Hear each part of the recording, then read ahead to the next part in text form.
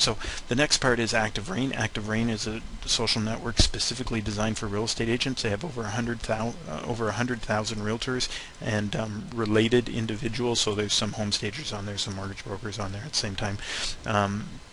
All talking about the real estate industry, which is great because one, it allows you to build relationships, which means you can push referrals back and forth to those people, right? Because they're realtors that you gain to trust. But two, the amount of information on there to give you hints and tips on marketing and what to do in certain economic climates and how people are generating business. All of that's on there. Now you have to go through the good and the bad and figure out what works for you and what doesn't work for you. But the ability to be able to look at that and gain the experience of all the people that are on there at the same time is priceless in my opinion. So I think everybody should go out there and get an Active Rain account. Next is Twitter. Twitter is a mini blog. We don't need that there. Twitter is a mini blogging platform, and if you haven't seen it, it's a little hard to describe. It's kind of like texting through your cell phone, but with the ability to text a large group of people at the same time. But I'm going to give you a tip on what I think a realtor's real benefit from Twitter is, and that's its ability to be able to do what's called the tweet up. A tweet up is local people in your area who use Twitter getting together face to face to meet and network.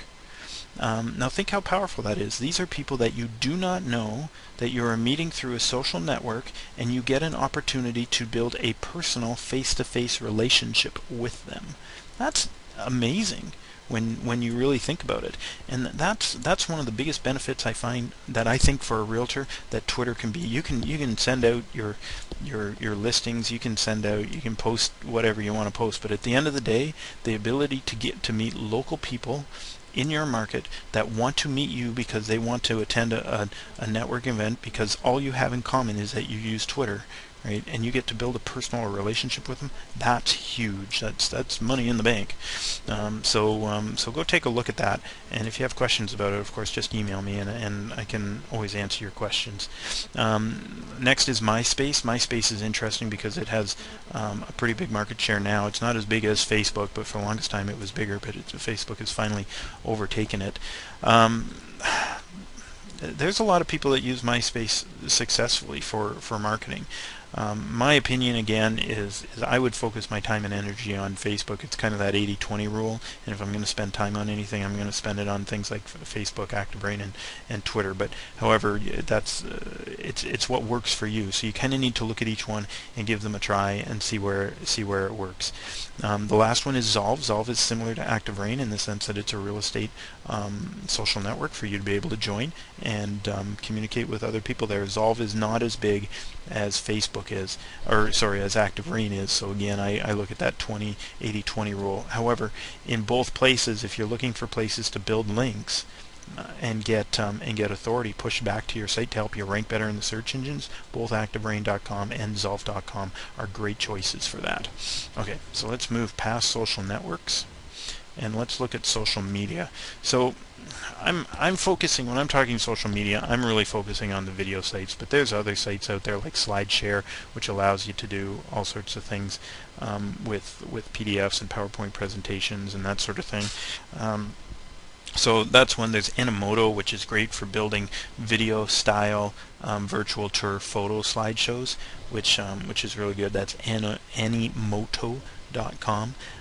Go check that out if you want something cool. And the neat thing about Animoto is instead of it just being a slideshow, it actually converts it to a video format for you, which then you can upload to YouTube and use in other social media sites as well. So anyway, obviously YouTube, just about everybody's heard of YouTube, and it's a great place to post your videos. The reason being is it allows you to take those and easily embed them into your website, which means now you have video open houses that you can display. I find that video open houses perform a lot better than the slide-based photo virtual tour things, and even the 360-degree virtual tours.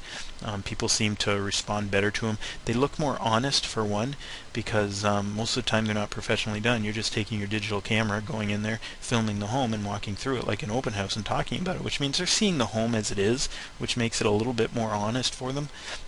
We're kind of in the YouTube generation now, and people are used to seeing those home video style things come across. So you don't need to go all out and make a super professional one, because at the end of the day what I find is people don't respond quite as well to it if it's too slick anymore. Now to get better exposure than just YouTube, if you want, you can use a service called TubeMogul. TubeMogul is absolutely free. And what it does is it will push out to multiple sites. So it will push out, so you upload it to TubeMogul, and then TubeMogul will upload it to YouTube, Dailymotion, Blip TV, Rever, Howcast, Viddler, Yahoo Video, and more. There's other ones that it will upload to as well, which just kind of gives you a better syndication of your video across the board. At the end of the day, I find YouTube is the one that gives me the best response, but it doesn't take you any more time to load it to TubeMogul than it does to YouTube, and because it will push it out to all those other sites, it's a no-brainer to me. So away you go with that. That's kind of the short and skinny on the social web. I mean, we can talk a long time about it, and I'm happy to answer your questions if you fire them off to me, or if you leave them in the comments, that sort of thing, because I know we just barely touched on it, and we didn't really get into how you're going to make money off of the social web, and there's lots of things that you can do to make that work. But I'm going to leave you with one piece of advice that if you follow this piece of advice when you're dealing with social networks, whether it's social news, whether it's social networks, whether it's social media, it's all about the relationship, right? And it's kind of akin to going to a dinner party. Those who know me, they know I've used this analogy before. If you go to a dinner party at your friends, maybe there's 15 people there. You did not attend that business party or that dinner party with the intent of doing business. Now, however, does business often get done at a dinner party? Yes, the relationship generally starts there, and people ask you questions. Oh, what do you do? Oh, well, I'm in real estate. Oh, really? Well, how's the market? Oh, it's pretty good. Oh, well, I was thinking about maybe selling or buying a new home. Oh, okay. Well, why don't I give you a call on Monday and we can discuss more about it? Sounds great. And boom, next thing you know, business is being done, all because you attended the dinner party, or you attended a gala or a charity auction or whatever. Right? That's how it happens. You get talking and business gets done. However, you didn't go there because of that. Right? You went because it was your friend's dinner party. Well, social networks are similar to that. You don't join a social network because you want to do business. You join a social network because you want to build relationships.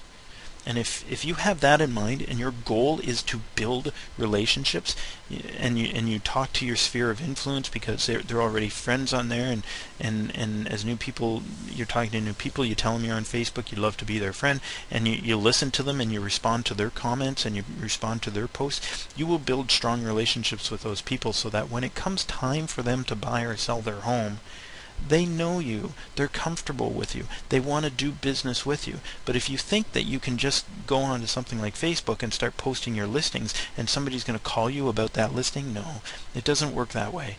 All right? How it works is you build the relationship. When the relationship becomes strong enough, they choose you as their realtor. So keep that in mind. That's my advice and my parting words as we call this session to an end. I hope you enjoyed it. As always, feel free to rate the video for me. I'd love to see your ratings. I'd love to see your comments. If you have any questions, please post your comments for me, and I'll be happy to answer them for you. Until next time, when we cover website conversion, which I know you guys are going to really enjoy, I'll see you till then. Bye.